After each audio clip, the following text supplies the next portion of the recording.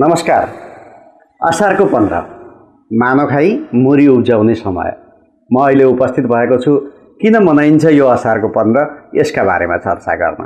अनि के असारको 15 मा दही चिउरा खाँदा गति नै परिन्छ त? कारण के हो? के रहस्य छ यसको? यी विषयवस्तु उपर म चर्चा गर्दैछु। केही समय तपाईहरुले मलाई साथ दिनुपर्ने हुन्छ।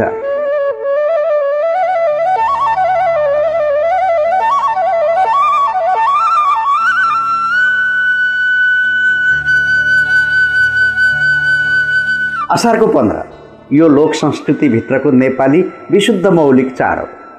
किसानहरूको महत्त्वपूर्ण पर्व हो। नेपाली समाजमा प्रत्येक वर्षको असार महिनाको 15 गतेका दिन दही चिउरा खाई मनाउने प्रचलन छ।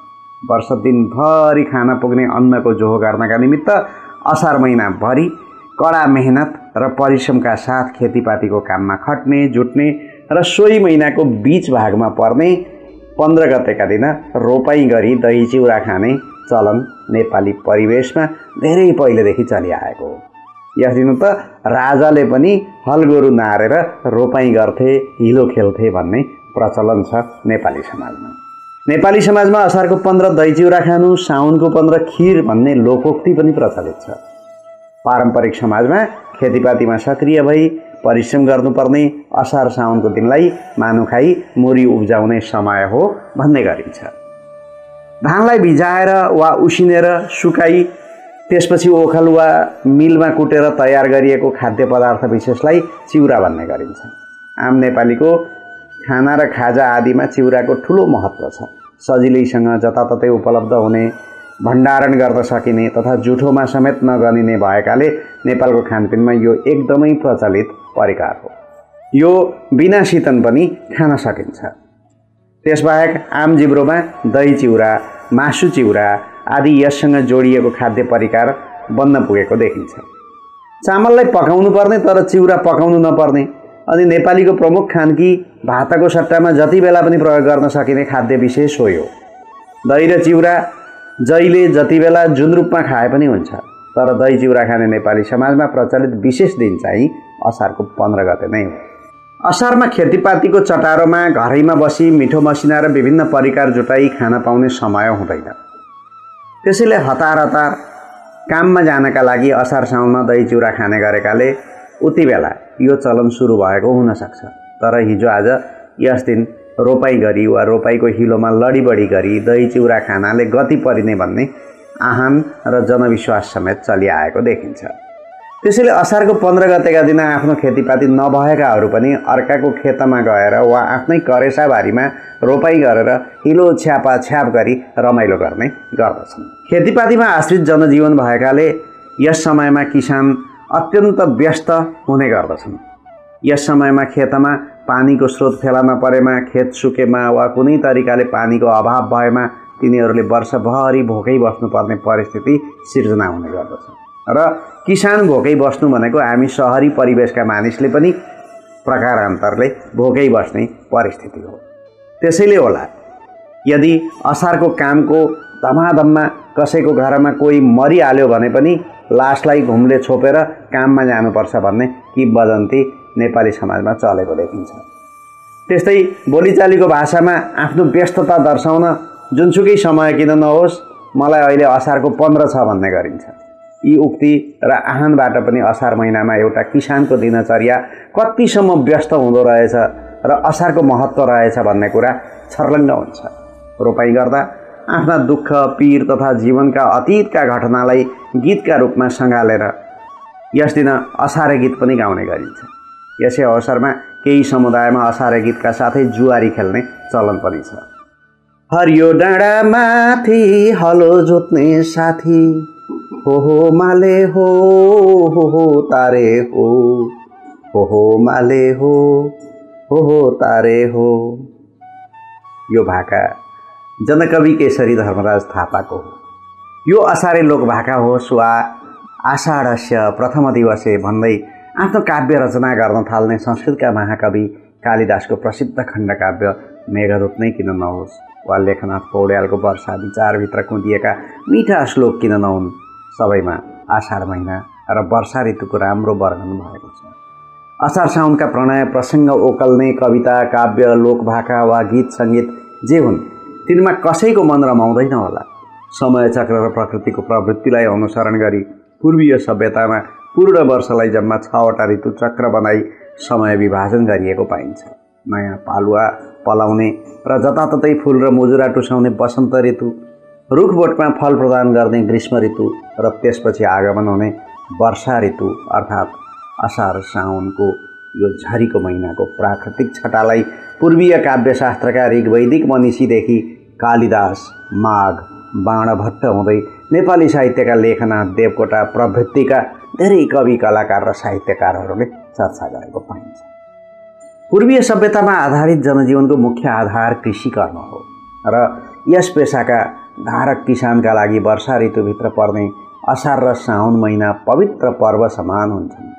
बीजको एक मानाले लाखौँ मुरी अनाज उब्जाउने परिश्रमी किसानको महिमालाई शब्दमा व्यक्त गर्न सकिँदैन। मानव सभ्यताको आदिम कालमा मानव प्राणलाई धान्न सहज र सरल खाद्य पदार्थ अन्न हो भन्ने कुराको अन्वेषण गर्ने आदि मानवले लामो समयसम्म माथापिच्ची गर्नु परेको थियो होला।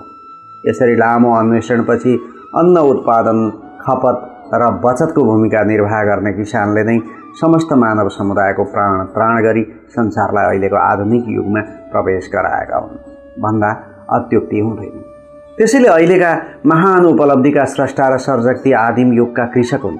ती कृषि वैज्ञानिकहरू नै अहिलेको सभ्यताका मूल स्रष्टा हुन्। मानव सभ्यताको उद्विकासको क्रममा गुफा संस्कृति अर्थात् जङ्गली जीवनपछि कृषि युगमा प्रवेश गरेसँगै सभ्यताको विकास द्रुत गतिमा अघि बढेको पाइन्छ। नाइल नदीको किनारमा फस्टाएको मिश्र सभ्यता, गङ्गा र सिन्धु नदीको किनारामा पल्लवित सिन्धु र हडप्पा सभ्यता, चीनको ह्वाङहो नदी किनारमा फैलिएको चिनिया सभ्यता, युफ्रेटस र टिग्रिस नदीमा विकसित मेसोपोटामिया सभ्यता आदि अति प्राचीन र विशाल सभ्यताको जगमा निहाल्ने हो भने एउटा किसानको भूमिका नै महत्त्वपूर्ण देखिन आउँछ। नेपाल कृषि प्रधान देश हो। नेपालमा खानपान, रहनसहन, आजीविकाको माध्यम, चाडपर्वको आधार आदि पनि कृषि जीवनमा नै आश्रित पाइन्छ। त्यसैले मूलतः असारको 15मा किसानलाई जति अरूलाई नबित्तो हो, तर पनि आम नेपालीले यस दिन असारको 15 भव्य रूपमा मनाउने गर्दछन्। उहिले राज्य कोष र दरबारको मुख्य आम्दानीको स्रोत कृषि क्षेत्रमा पूर्ण रूपमा निर्भर भएको हुनसक्छ। त्यसैले असारको 15 गतेका दिन राजाले पनि हिलो खेल्नुपर्छ भन्ने मान्यता थियो। अहिले पनि बुढाबुढी असारको 15 गते राजाले पनि रोपाइँ गर्ने दिन भन्ने गर्दछन्। देशका राजा मात्र नभएर अलि पहिलेसम्म गाउँघरमा राजाको पगरी गुत्न खोज्ने मुखिया, काजी, मास्टर, प्रधान आदि नामका गाउँटोलका सामन्त र ठालुहरू गाउँभरिका सोझा सज्जन र गरिब गुरुबा जम्मा पारी आफ्नै खेत खलोमा असार 15 गतेकै दिन बेठी लगाउने गर्दथे। जे होस्, नेपाल मात्र होइन, समग्र भारतीय उपमहाद्वीपको जनजीवनको मुख्य स्रोत कृषि जीवन हो र मुख्यतः कृषि जीवनमा नै आधारित छ। अनि यहाँका किसानको पहिलो रोजाइ धान बाली हो अनि धानको रोपाइँका लागि उपयोगी महिना असार नै हो। धान बालीका निमित्त पर्याप्त पानीको आवश्यकता हुन्छ। वर्तमान आधुनिक युग र नवीनतम कृषि औजारको सहज उपलब्धता हुँदा समेत कतिपय खेतमा सिँचाइको पर्याप्त व्यवस्था हुन सकेको छैन। आकाशमा आश्रित हुनु परेको छ।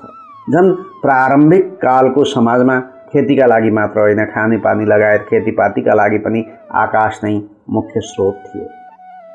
त्यसैले उहिलेदेखि अहिलेसम्म किसानले मुख्य बाली धान रोप्नका लागि मनसुनी वर्षासम्म पर्खनु पर्ने हुन्छ। अनि असारको पहिलो वा दोस्रो हप्तामा हुने मनसुनको पानी छोप्न किसानहरूलाई ठुलो झटारो पर्छ। कडा मेहनत र दौडधुपका माझमा बल्ल बल्ल धान रोपेर सिद्ध्याइन्छ।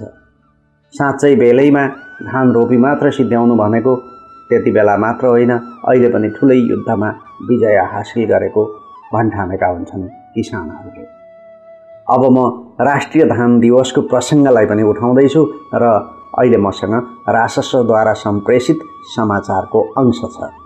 नेपाल सरकारको विक्रम सम्वत 2061 साल मङ्सिर 29 गतेको मन्त्री स्तरीय घोषणाले प्रत्येक वर्षको असार 15 गतेलाई धान दिवस मनाउने निर्णय भएको थियो। सोही वर्षदेखि नेपालमा औपचारिक रूपमा धान दिवस मनाउँदै आइएको छ। नेपालमा कुल खेती योग्य जमिनमध्ये 47% जमिनमा रोपाई हुन्छ, जसमध्ये तराई क्षेत्रको हिस्सा 70% भन्दा माथि छ। असार 10 सम्म आइपुग्दा नेपालको उच्च पहाडमा 26, मध्य पहाड र तराईमा 20% जमिनमा रोपाई भइसकेको छ। नेपालमा कुल खेती योग्य जमिन झन्डै 31 लाख हेक्टर छ। नेपालमा पुग्न 15 लाख हेक्टर जमिनमा धान रोपाई गर्न सकिन्छ, तर अझै पनि 63% जमिनमा सिँचाइ सुविधा पुग्न सकेको छैन। नेपालको धान खेती आकाशे सिँचाइमा निर्भर हुन्छ। वर्षा राम्रो नभएको वर्ष नेपालमा धानको उत्पादन घट्ने र वर्षा राम्रो भएको वर्ष धानको उत्पादन बढ्ने गरेको तथ्याङ्क छ। कुल गार्हस्थ्य उत्पादनमा धानको उत्पादन 11% रहेको छ। धानको उत्पादन घटेको वर्ष कुल गार्हस्थ्य उत्पादनमा गिरावट आउने र धानको उत्पादन बढेको वर्ष गार्हस्थ्य उत्पादनमा सकारात्मक सङ्केत देखिने गरेको छ। धानबाली विशेषज्ञ भोलामान सिंह बस्नेतले नेपालको अर्थतन्त्रमा धानको ठूलो महत्त्व रहेको जानकारी दिए। उनले भात खाने आदतमा परिवर्तन नगर्ने हो भने चामलको आयात रोक्न धानको उत्पादन र उत्पादकत्व वृद्धि गर्नको विकल्प नरहेको जानकारी दिए। विश्वका झन्डै 4% जनसङ्ख्याको आधारभूत खाद्यान्न चामल रहेको छ। संसारमा झन्डै 17 करोड हेक्टर जमिनमा धान खेती हुन्छ। सबैभन्दा धेरै धान उत्पादन गर्ने देश चीन हो। चीनपछि भारत, इन्डोनेसिया, बङ्गलादेश, भियतनाम प्रमुख धान उत्पादन गर्ने राष्ट्र हुन्। नेपाल विश्वको 17औं धान उत्पादन गर्ने देश रहेको अन्तर्राष्ट्रिय धान बाली अनुसन्धान केन्द्र इरीको तथ्याङ्कमा उल्लेख छ। नेपालमा चैते, वर्षे, घैया, भदैया, हिउँदे धान आदिका रूपमा धान खेती गरिन्छ। संसारको सबैभन्दा उच्च स्थानमा धान खेती हुने देश नेपालको जुम्ला जिल्लाको छुमचौर र नेपालमा सबैभन्दा धेरै धान उत्पादन हुने जिल्ला झापा हो। झापालाई सरकारले धान उत्पादनको सुपर जोन घोषणा गरी लागू गरेको छ। हिमालपारीका 2 जिल्ला मनाङ र मुस्ताङ बाहेक नेपालका सबै जिल्लामा धान रोपाई हुन्छ। विगत 15 वर्षदेखिको तथ्याङ्कलाई विश्लेषण गर्दा धानको उत्पादन सन्तोषजनक छैन। सरकारले आगामी 5 वर्षभित्र धानको उत्पादन दोब्बरले वृद्धि गर्ने घोषणा गरेको छ। आर्थिक वर्ष 2078-2079 मा नेपालले 1 करोड 4 लाख मेट्रिक टन धान उत्पादन गर्ने लक्ष्य लिएको छ। यो थियो राष्ट्रिय धान दिवससित सम्बन्धित प्रसङ्ग। अब वर्षालाई विचार गरौँ। सूर्यले आर्द्रा नक्षत्रमा प्रवेश गरेको दिन जहाँ जहाँ पानीको थोपो खस्छ आकाशबाट त्यो ठाउँमा सहकाल हुन्छ भन्ने गरिन्छ। यसपटक सूर्य आर्द्रा प्रवेशको दिन आषाढ महिनाको शुक्ल पक्षको प्रतिपदाको दिन थियो। ग्रहणको भोलिपल्ट असार 8 गते। त्यसै दिन भूमिराज पर्व पनि मनायौँ हामीले। र त्यो दिन सामान्यतया नेपालमा धेरै ठाउँमा पानी परेको छ। त्यसैले यो वर्ष अन्य वर्षका तुलनामा सहकाल हुन्छ, धानको उत्पादन वृद्धि हुन्छ। यति भन्दै असार 15 को यो कार्यक्रमबाट म प्रस्तुता कृष्ण प्रसाद कोइराला बिदा चाहन्छु। तपाईलाई यो कार्यक्रम मन पर्यो भने लाइक गर्नुहोस् र अरूले पनि मन पराउँछन् कि भनी सँगै साथीका बीचमा सेयर गर्नुहोस्। यति आकांक्षा राख्दै बिदा चाहन्छु। नमस्कार। यहाँहरूको आजको दिन मङ्गलमय रहोस्, शुभ रहोस्, सफल रहोस्, यही छ मेरो शुभकामना।